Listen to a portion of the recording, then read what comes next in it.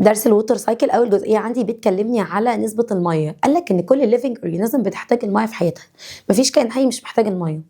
قال لك ان المفروض ان جسم الانسان، انا جسمي وجسمك وجسم اي انسان بيتكون 70% منه ووتر. 70% of the living organism of the human is water. 70% من جسمي كله ووتر. طيب لو تفتكر النسبه بتاعت الميه على الارض كنا واخدينها برضو زمان، كانت 71%. كل الميه على الارض مغطيها 71%. ولو تفتكروا كنا بنقول على الارض ان هي بلو ماربل، الكره الزرقاء لو نفتكر يعني. فانا دلوقتي عندي 70% من جسمي ووتر، والارض 71% من الارض تعتبر ووتر. قال لك الفريش ووتر عندي نسبتها قد ايه في الووتر اللي انا المفروض بشربها او الصالحه للشرب عندي؟ قال لي ان نسبه الفريش ووتر approximately 3%، تقريبا 3%، وهي نسبة صغيرة قوي قوي مقارنة بالسولت ووتر. قال لك وعشان كده انا لازم احافظ على الفريش ووتر دي. عشان ايه؟ قال لك طب جيف ريزون. قال لك عشان اعمل انشر sustainability ان ذا فيوتشر، عشان احافظ على استمراريه وجود الميه دي في المستقبل. وانا لو عماله اضيع في الميه دي وانا اوريدي نسبه الميه عندي الفريش صغيره، وزي ما كنا واخدين زمان ان معظم الفريش ووتر اصلا جليشيرز، تلج. فاللي هو انا بشرب تقريبا حاجه صغيره قوي او 1% او 2% من الميه اللي موجوده على الارض كلها. فانا لو ضيعتها اوريدي الميه مش هيبقى فيها، هتبتدي منسوبها يقل جدا وانا هعطش. فعشان كده بيقول لك لازم اعمل conservation للووتر to ensure sustainability in the future.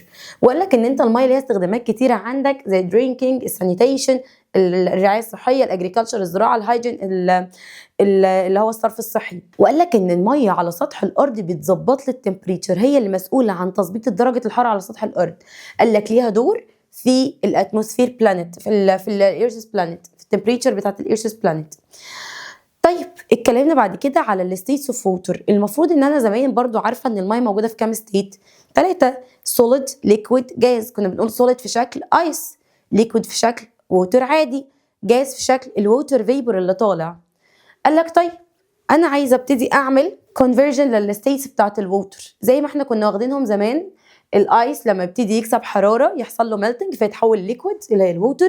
الووتر تعمل جين للثيرمال انرجي تاني، يحصل لها ايفابوريشن تتحول لووتر فيبر. عايزه ارجعها تاني، كنت بعمل خليها تلوز ثيرمال انرجي وتبتدي تتحول لووتر، وبعدين اجمدها فتبتدي برضو تلوز ثيرمال انرجي ويحصل لها تحول للايس. طيب يا شباب احنا اتكلمنا ان الميه عندي موجوده في الثري ستيتس اللي هو سوليد، ليكويد، جاز، وعرفت ازاي بتتحول من شكل لشكل. طيب احنا عايزين دلوقتي نفرق ما بين الايفابوريشن والكوندنسيشن، وعايزين نشوفهم عملي قدامنا. نشوف فيديو صغير كده للحوار ده. دي اكسبيرمنت وتوضح لي الفرق بين الايفابوريشن والكوندنسيشن. It's crazy. Building blocks, no matter how long you stare at them, never disappear. So why does water? So many questions. Well, when water is heated either by the sun or other ways, it evaporates, turning from liquid to gas, also called water vapor. This process of evaporation is part of the water cycle. Water is never really gone. It is continuously recycled from the earth to the atmosphere and back again. هنا بيعرفني ان الايفابوريشن دي بدايه الووتر سايكل بتاعتي، وبيعرفني ان الايفابوريشن بتحصل لما الووتر بتجين ثيرمال انرجي. نكمل. Evaporation is mostly invisible, but sometimes we can see it as steam from a hot shower or a kettle. ده كل ده بيوريك ستيتس للايفابوريشن يا شباب. For this you'll need 2 glass jars, 1 lid or aluminium foil. نركز قوي مع الاكسبيرمنت دي لان دي عندي في المنهج، فنركز قوي مع الاكسبيرمنت دي حلوين. A marker, blue food coloring and some water. And remember, safety first. Before you start, ask an adult to help. بيقول لك لازم تبقى الدنيا انت عارف ان هي امان ومتاكد. Equal amounts of water, so it's a fair test. Add drops of blue food coloring. Mark each jar so you can observe and measure changes over time. Place the lid on one jar and put both on a sunny windowsill. طيب ببساطه هنا هو جاب 2 جارز، حط في الاول كميه من الميه وحط عليها الانك اللي هي صبغه زرقاء، وحط على وجاب جار تاني حط فيه نفس كميه الميه ونفس الصبغه الزرقاء، بس الفرق ان حط على جار قفل الجار بالغطا بتاعه، في جار تاني سوا مفتوح للجو. شوف مع بعض ايه اللي هيحصل، وعلم على كل واحد فيهم عشان يعرف منسوب الميه فين، عشان يشوف فعلا هيحصل ايفابوريشن ولا لا. What do you think will happen? Will the water in both jars stay the same or change? What's your prediction? Each day observe and mark the water level changes. Use a ruler to measure and compare changes over time. What's happening in our jars? The jar without a lid has less water. Where's the water gone? It seems to have disappeared, but did it really? Water is made up of squillions of water molecules. هنا بيقول لك الجار اللي كان مقفول جه لقى ان كل الميه اللي فيه زي ما هي، مفيش اي حاجه اتغيرت فيه. لكن الجار اللي كان مفتوح لقى ان منسوب الميه عمال يقل كل شويه، هو معلم علامه جديده. طيب هنا هو بيشرح لك ايه السبب في اللي حصل ده. When heated, they don't like to be close together. As the sun heats the water, they move apart and rise into the atmosphere as a gas called water vapor. This is called evaporation, leaving less water in the jar. But what's happened to the water? هنا بيقول لك اللي حصل هنا في الجار ده ان حصل حاجه اسمها ايفابوريشن، ان الميه عماله تتبخر وعماله تطلع للاتموسفير كشكل ووتر فيبر. The covered jar. It was in the sun too, so why didn't the water level drop? The covered jar has a lid preventing the rising water vapor from escaping. When the vapor cools, the molecules stick together, forming water droplets at the top of the jar. This is called condensation. When they form heavier drops, they fall back into the water. This is called precipitation or rain. هنا بيشرح لك بقى ايه اللي حصل. هنا بيقول لك ان المولكيولز وهي طالعه بعد ما طلعت اتحولت لووتر فيبر بتخبط في الغطا بتاع الجار ده، وبالتالي درجه الحراره بتاعه الغطا ده بتبقى اقل من درجه حراره الووتر فيبر. فاول ما بيخبط فيه بيبتدي يتجمع تاني على شكل ووتر، يفقد الحراره اللي فيه ويتحول تاني لشكل ميه، وتلاقيها نزلت تاني. فكل الووتر فيبر لما بتتغير بتبتدي تاني تخبط في الغطا ده وترجع تاني على شكل ووتر دروبلتس تاني. فانا حصل ايفابوريشن، وحصل هنا العمليه دي اسمها ايه؟ كوندنسيشن. رجعت لي الووتر فيبر تاني، الووتر دروبلتس نزلت تاني في الجار. Water is recycled round and round, never leaving the jar. Did you get the same result? Back into the water.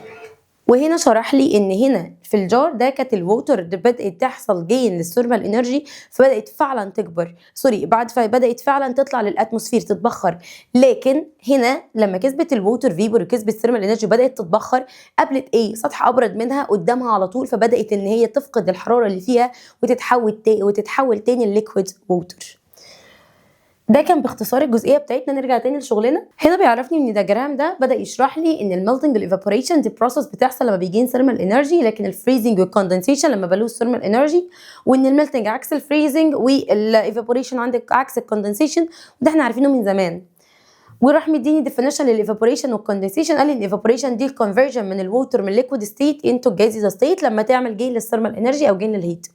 اما الكوندنسيشن عرفني دي conversion من الووتر losing heat من الجازيوس ستيت to the liquid state لما تبتدي تعمل لوز للثيرمال انرجي. الجزء ده بقى مهم قوي يا شباب. بيقول لي ان معدل الايفابوريشن في التروبيكال ريجنز في المناطق الاستوائيه اللي قريبه من خط الاستواء is faster than in polar regions.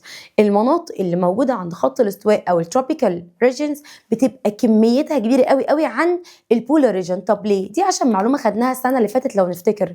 كنت بقول لكم ان الشمس اوريدي بتقع على الارض في كذا اتجاه، في 3 اتجاهات، يا اما perpendicular يا اما semi inclined يا اما very inclined. لو حد فاكر معلومه عن دي، فقال لك ان التروبيكال ريجن كنا بنقول ان بتبتدي الشمس تقع عليه vertical بشكل افقي، شكل على طول، فبالتالي درجه الحراره عليه بتبقى كبيره قوي، بيبقى عنده great effect. لكن البولار ريجن كانت بتبقى very inclined، فبالتالي درجه الحراره هناك بتبقى اقل، فدرجه الايفابوريشن هناك اقل لان الشمس اللي واصله هناك مش كبيره. الجزئيه دي بقى مهمه قوي يا شباب، نركز مع بعض. ايه الفرق بين الايفابوريشن والبويلنج؟ ببساطه كده البويلنج دي درجه الغليان، الميه الدرجه اللي عندها الميه بتبدا تغلي. طب الايفابوريشن قال لك لا، دي درجه حراره درجه التبخر بتاعه الميه. يعني الكلام ده ايفابوريشن يعني تبخير، يعني الميه بتتحول لووتر فيبر. طب بويلنج يعني الميه بتغلي، يعني الميه عماله تبلق كده عشان ايه؟ تتبخر كلها. زي الميه لما بتغلي للشاي بتحط البراد تلاقي الميه غليت قوي قوي قوي قوي فبتبتدي تشيلها. في ايه الفرق بقى بين الايفابوريشن والبويلنج؟ البويلنج لازم بيحصل عند درجه حراره معينه، لازم البويلنج بوينت عندي بتبقى درجه حراره معينه، وكل ماده مختلف عندها البويلنج بوينت بتاعتها.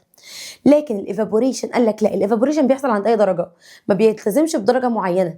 والدليل الجار لما شفناه كنا حاطينه في درجه عاديه، ما وصلش ل100، ما بداش يغلي، لكن بدا يتبخر عند درجات حراره مختلفه. فالايفابوريشن قال لك ان دي بتحصل في اي تمبريتشر، وبيحصل في الموليكولز بتاعته at surface of the water، بتحصل على السطح بتاع الموليكولز اللي على سطح الميه. لكن البويلنج قال لك دي بتحصل at specific temperature عند درجه حراره ايه معينه، زي ما قلنا دي بتحصل في كل الموليكولز بتاعه الووتر، يعني مش محدده بالسطح بس، لا دي بتحصل فوق وتحت، بتفضل تغلي جامد قوي قوي، بتلاقي كل الموليكولز بتاعه الميه بتتحرك. لكن الايفابوريشن بتحصل على السطح بس، الجزء اللي لامس عليه حراره، فما بيبقاش كل الموليكولز متاثره بيه. طيب الاثنين متشابهين في ايه؟ انك الاثنين بتحوله من الليكويد للجاز عن طريق ان الليكويد بيتحول لووتر فيبر او الووتر يتحول لووتر فيبر. الجزء والاختلاف ده يا شباب مهم قوي. طيب لما اجي اقول لك ليه البويلينج بوينت تعتبر characteristic property of pure substance non evaporation، يعني ايه الكلام ده؟ بيقول لك ان البويلينج بوينت تعتبر characteristic property of the pure substance not evaporation. ليه تعتبر pure substance مش تعتبرش evaporation؟ ليه تعتبر خاصيه للمواد البيور النقيه؟ قال لك ليه؟ لان احنا قلنا ان كل ماده ليها ايه السبيسيفيك بويلينج بوينت بتاعتها، او يقول لي because each substance has its own boiling point. لكن الايفابوريشن بتحصل في اي درجه حراره. يبقى انا دلوقتي عندي فرق بين الايفابوريشن والبويلينج بوينت. في حاجه صعبه كده، قلنا الايفابوريشن بتحصل عند اي درجه حراره ما بتلتزمش بدرجه حراره معينه وبتحصل على السيرفيس بتاع الماتيريال او بتاع الووتر. لكن البويلينج بوينت قلت بتحصل في كل الموليكولز بتاعه الووتر وبتحصل عند سبيسيفيك تمبريتشر عند درجه حراره معينه. والاثنين متشابهين ان هم في الاخر بيحولوا لي من ليكويد لجاز. وخلي بالنا عشان دي مقارنه مهمه قوي، يجي يقول لك compare between the evaporation and boiling point، قارن لي بينهم، او mention the similarities and the differences between the evaporation and boiling point. boiling process. تمام كده؟ اتمنى الدنيا كده تكون واضحه شويه في الجزئيه دي. عشان ندخل دلوقتي في جزئيه مهمه قوي هي الووتر سايكل ان نيتشر. يا مس نغم دي قديمه قوي احنا عارفينها.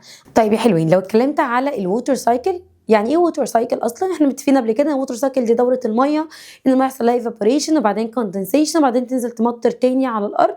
دي كنا بنقول عليها الووتر سايكل. يبقى لما اقول لك وات از مينت باي ووتر سايكل، دي عباره عن ناتشرال بروسيس، عمليه طبيعيه بتحتوي ان فيها الميه بيحصل لها تتحرك ما بين الاير والاتموسفير والايرز، تتحرك ما بين الارض والاتموسفير في دايره مغلقه في مسارات مختلفه، فبقول عليها closed multi path cycle.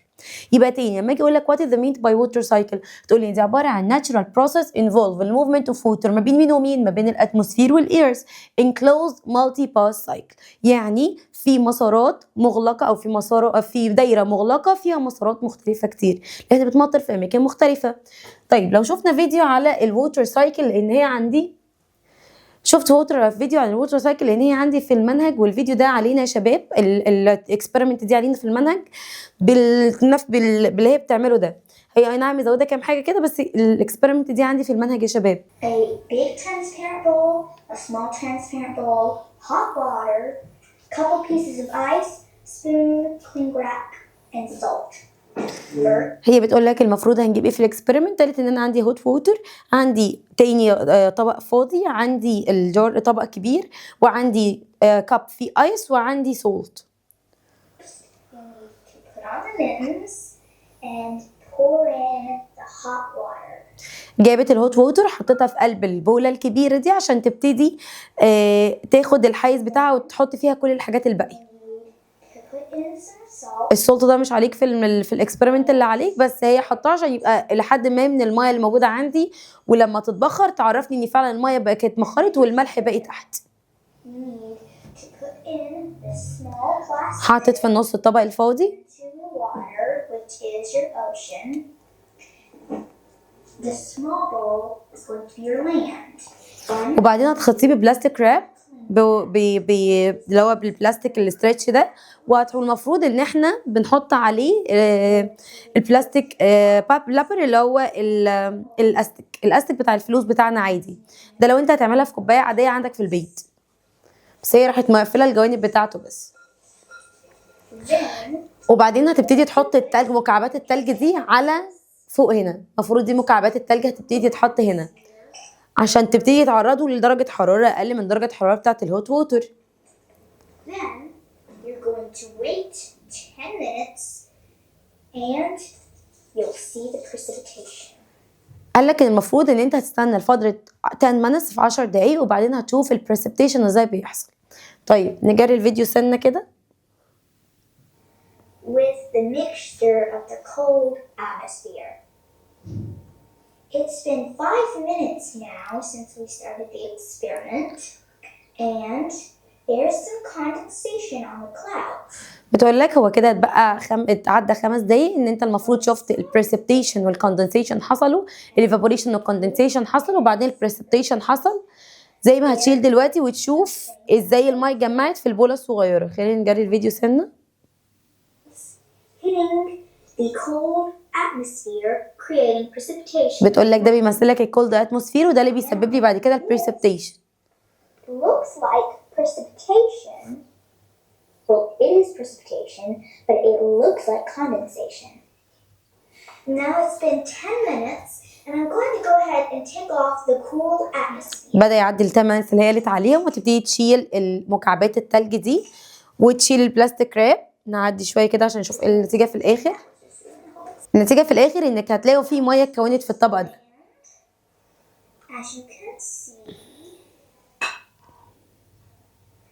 there is some هي بتحاول تطلع لكم الميه دي بالمعلقه، بس مش هتعرف دلوقتي. هتوريكم البوله اوريدي، وهتلاقوا ان فيها ميه اكيد. بصوا دي الميه، جزء الميه ده اللي بيتحرك ده. ازاي الميه اتنقلت بقى من بره لجوه؟ قال لك عن طريق البريسبتيشن اللي حصل. الميه حصل لها كوندنسيشن وبدات تنزل تاني لما خلاص اتجمعت، والمفروض الكلاود بقت هيفي، بدات تنزل لي المطر بتاعي، وده مثل البريسبتيشن. atmosphere. ده باختصار الووتر سايكل، ان الميه يحصل لها ايفابوريشن لما لقت درجه الحراره اقل، بدات تفقد الثيرمال انرجي اللي فيها ويحصل لها عمليه الكوندنسيشن. وبعدين لما بقت الكلاود عندي هيفي بدات تنزل لي المطر. كل ده دي بالظبط ووتر سايكل اكسبيرمنت بتوضح الووتر سايكل بس بطريقه فاني جدا، وبنوته جميله ايه عاملاها، يعني ممكن تكون اصغر منكم كمان. المفروض احنا كمان نعملها، يعني اعملوا، يا ريت تعملوها وتوروني ابداعكم. طيب ندخل بعد كده بقى على جزء مهم قوي. بيقول لي ان انا عندي ميني سورسز اوف ووتر فيبر، عندي مصادر كتيره جدا للووتر فيبر عندي على الايكو سيستم او على الارض. الارض عندي فيها مصادر كتير للووتر فيبر، زي مين؟ اول حاجه خالص، اول حاجه عندي قال لك الايفابوريشن اوف لارج ووتر بوديز، كميه الماء اللي بتتبخر من البحار والمحيطات والانهار والحاجات دي كلها. تاني حاجه قال لك الترانسبيريشن في النبات. مش احنا كنا متفقين السنه اللي فاتت ان 10% من الووتر فيبر اللي موجود في الجو جاي من مين؟ من البلانت اصلا. وايه تاني؟ الايفابوريشن اوف سويت، لما بنعرق المفروض الميه دي بتبتدي تحصل لها ايفابوريشن، فدي كلها بتتحول لووتر فيبر تاني، الميه اللي خارجه من الجسم. طيب ايه المين باس ويز بقى في الووتر سايكل؟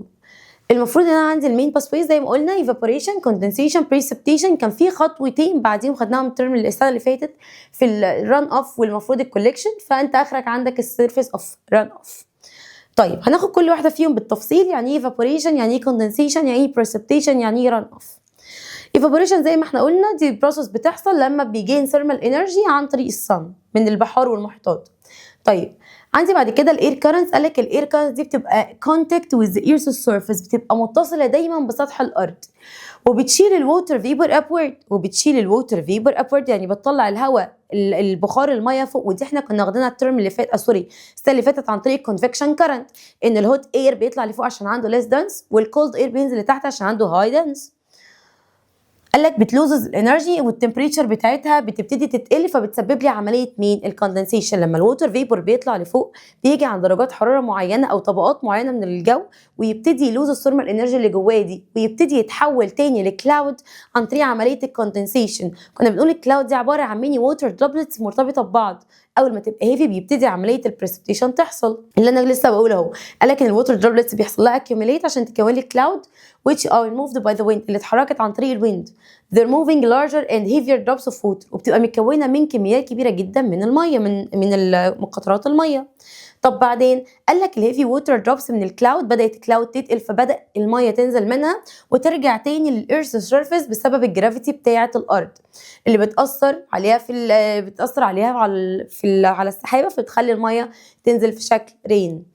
طيب اخر حاجه عندي الران اوف. قال لك ان الران اوف عباره عن ايه؟ قال لك the portion of the rain water infiltrates into the ground. يعني ايه؟ يعني الحركه اللي مش الميه خلاص نزلت، بدات الميه تجري على سطح الارض.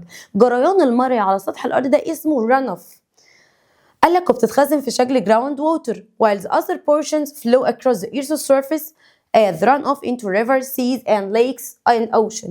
يعني ايه الكلام ده؟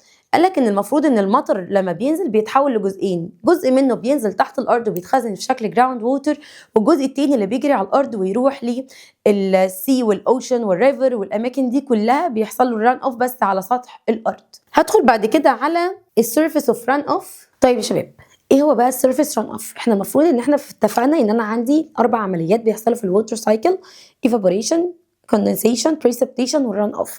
وعرفنا البريسبتيشن بتنزل لما اوريدي الكلاود بتبتدي تتقل فتبتدي المطره تنزل. بس خلي بالك من نوت مهم قوي، ان انت عندك المفروض ان ساعات بنلاقي الدنيا مطره تلج زي ما حصل اليومين اللي فاتوا، كانت الدنيا فيه اوقات مطرت تلج. طب هو التلج ده حصل بسبب ايه؟ قال لك احيانا السنو بريسبتيشن بيحصل سقوط للسنو بدل ما ينزل رين عادي في شكل ميه عاديه جدا. قال لك ده معناه ان درجه الحراره فوق بقت تحت الصفر بلو زيرو. قال لك وده معناه ان بدل ما الميه بتنزل في شكل ووتر بتنزل في شكل سنو. قال لك طيب لكن بعد sometimes الهير precipitation لما بيحصل accumulation للسمول ice crystal during thunderstorm اثناء العواصف الرعديه بيبتدي ينزل هيل اللي هو حاجه زي التلج كده، بتبتدي تتجمع وتبتدي تنزل في شكل ice crystal اثناء الثاندر ستورم. انا خلي بالي امتى بتنزل ميه عاديه وامتى بتبتدي تنزل في شكل سنو او في شكل هيل. واحنا متفقين ان البريسبتيشن بيحصل سقوط للمطر في اي شكل، سواء بقى ووتر سواء سنو سواء هيل سواء ايس اي حاجه. طيب الران اوف قال لك the process من الرين ووتر flowing into river sea and lake او اي whatever اي جسم مائي due to the effect of earth's gravity بسبب الجرافيتي بتاعه الارض. طيب البريسبتيشن تعريفه ايه؟ قال لي دي عباره عن البروسيس اللي فيها الووتر بترجع تاني للإيرث سيرفيس في شكل رين او سنو او هيل بسبب الجرافيتي. ده اللي احنا لسه قايلينه من شويه، احنا بس بنراجع تاني المعلومه. طيب ايه التو فاكتورز المهمين جدا جدا عندي في عمليه الووتر سايكل؟ حاجتين، الصن والجرافيتي، الشمس والجرافيتي. التو اسينشال عشان يحفظوا لي الووتر سايكل عندي الصن والجرافيتي. الصن بتعمل لي ايه؟ قال لك الصن دي هي اللي بتسبب لي اصلا من الاول خالص عمليه الايفابوريشن انها بتحصل. ازاي؟ مش احنا اتفقنا ان الميه بتكسب حراره؟ طب هتكسب الحراره دي من مين؟ في بحار ونهار ومحيطات وحاجات كتيره قوي من دي مش الشمس. فقال لك ان هي بتبتدي تتحرك في الايرث سيرفيس من الاتموسفير اثناء عمليه الايفابوريشن. طب الجرافيتي قال لك دي اللي بترجع الميه تاني للارض عن طريق عمليه البريسبتيشن. هدخل بعد كده على السيستم اند ذير موديل. يعني ايه سيستم اند ذير موديل؟ ده حاجه كده بسيطه بتوريني الووتر سايكل وازاي الووتر سايكل بتشتغل. لما اجي اقول لك دلوقتي الووتر سايكل موديل اللي قدامك ده بيشرح لك ايه؟ قال لك ده بيشرح لك العلاقه الطبيعيه ما بين الكومبوننت بتاعه السيستم وتاثيرها على بعضها وتأثيرها على البيئة. يعني انت قدامك اهو ده مجسم صغنن معمول، قال لك بيعمل ايه؟ قال لك وراك التأثير الطبيعي ما بين الحيوانات اللي موجودة، الزرع، المية، الجبال، كل الحوارات دي كلها بتحصل. فدي عبارة عن ريليشن ما بين الكومبوننت بتاع الايرث سيستم وبعضها وتأثيرها على الانفايرمنت. طيب لما اجي اقول لك دلوقتي increase our understanding of natural process and help in predicting their future change. يعني ايه الكلام ده؟ لما اجي اقول لك what is the importance of this model، ايه اهميته؟ هي الجملتين دول. increase our understanding بيزود فهمنا ووعينا على natural resources او natural process العمليات الطبيعيه، العمليات اللي موجوده في الطبيعه already. وبيساعدنا ان predict الفيوتشر change، بيساعدني ان اتنبأ بالتغيرات اللي بتحصل في الفيوتشر في المستقبل بتاعي. طيب نتكلم بعد كده على الديسلاينيشن اوف ذا سي ووتر. والديسلاينيشن دي احنا واخدينها قبل كده في سنه 5، كانت اخر درس عندك في المنهج في الترم الاول لو تفتكر يعني مع بعض. ديسلاينيشن يعني تحليه الميه، مشروع تحليه الميه. وقلنا ده كان بيحصل في الاماكن الساحليه زي مطروح والدول المناطق الساحليه المدن الساحليه دي عشان يحلوا منها الميه، لان احنا متفقين نسبه الميه الفريش عندي ايه؟ limited. فلما اجي اقول لك الديسلاينيشن دي عباره عن ايه؟ قال لي دي بروسيس ذات ريموفينج السولتس فروم ذا ووتر، الملح اللي دايب في الميه بفصله عن الميه العاديه عشان احوله لفريش ووتر. طب فكره العمل هو معتمد على ايه؟ على عمليه الايفابوريشن والكوندنسيشن، ببخر الميه وبعدين اعمل لها كوندنسيشن تاني عشان اخدها لوحدها. طيب الامبورتنس اهميتها، اللي بيواجه النقص الكبير جدا في الفريش ووتر ريسورس اللي موجوده على الارض واللي لازمه لكل الحاجات اللي تشرب، سواء بقى نباتات حيوانات اي حاجه، ان احنا كلنا بنعتمد على الفريش ووتر. فتقولي suitable for drinking or irrigation للايه؟ للبعض المناطق. يبقى دلوقتي الديسلاينيشن بروسيس دي العمليه اللي بشيل فيها الديزولفد سولت فروم ذا ووتر، بشيل فيها الميه المالحه الملاح اللي دايبه في الميه منها. طيب وايه كمان؟ قال لي ان انا المفروض عندي مش انا شلت كده الاملاح الدايبه، انا كده حولتها لفريش ووتر. طيب الايديا بتاعت العمل ده ايه فكرته؟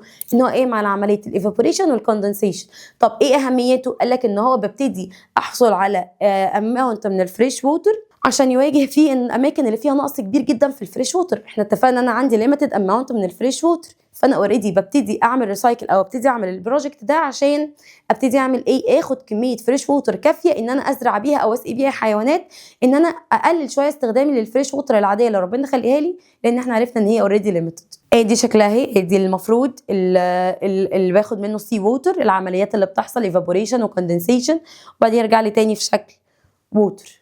طيب كده يا شباب احنا خلصنا الدرس الاول عندي في يونت 4، ودرس كان بسيط ولذيذ بيكلمني على الووتر سايكل والايفابوريشن والكوندنسيشن وحوارات سهله جدا جدا جدا. اتمنى ان احنا نذاكره كده بكل سهوله وبكل يسر، وان شاء الله الدنيا فيها تبقى سهله جدا اي بروميس يعني. خلينا بس كده متفقين ان احنا لازم نذاكر كويس، نحل الهوم ورك عشان احنا مش بقينا غير درس واحد على المنهج وبعدين هنبدا في المراجعات، فلازم نبقى قافلين الجزء ده كويس قوي عشان نلحق نراجع واحنا مذاكرين وفاهمين والدنيا معانا تمام وزي الفل. وزي ما قلت لكم كل حاجه هتلاقوها على المنصه، والمنصه مجانيه كلها. اشوفكم على خير يا حلوين في اخر درس في المنهج، وربنا يا رب يكرمكم واشوفكم دايما في احسن حال.